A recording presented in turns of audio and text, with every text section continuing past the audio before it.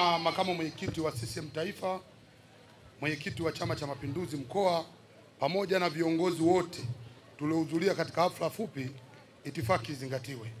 Nitumie nafasi hii kwanza kumshukuru Mwenyezi Mungu ambaye ametupa afya na uzima, lakini jambo la pili tumshukuru sana mwenyekiti wetu wa chama na rais wa nchi mama yetu Samia Suluhu Hassan.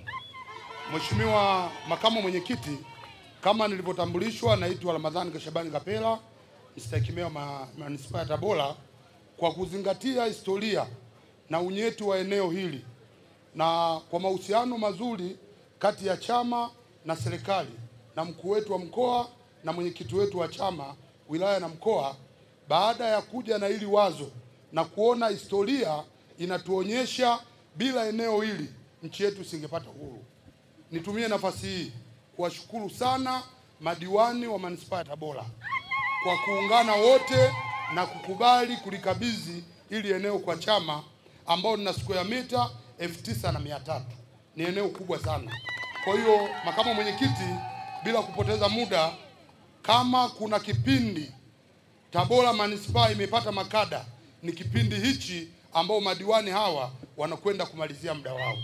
Niwaombe watu wa chama pamoja na mwenyekiti kwamba tunaomba pamoja na mapungufu yetu ya kibinadamu, lakini nilipenda kwa historia kubwa hili eneo madiwani hawa waendelee kuitetea chama, waendelee kutetea serikali.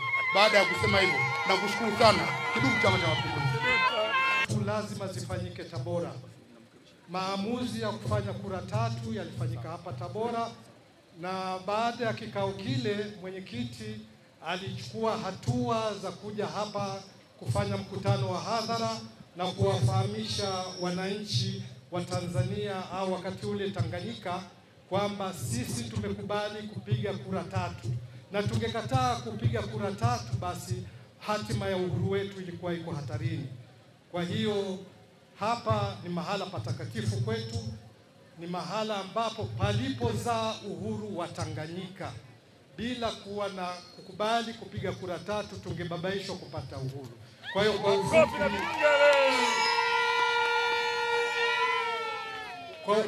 kwa ufupi, makamu mwenyekiti, hii ni historia fupi ya eneo hili ambalo tumelitukuza kama mahala pa kumbukumbu ya uhuru wa Tanganyika. Asante sana. Mwalimu ndiye alikubali kura tatu, lakini mwalimu nani huyo?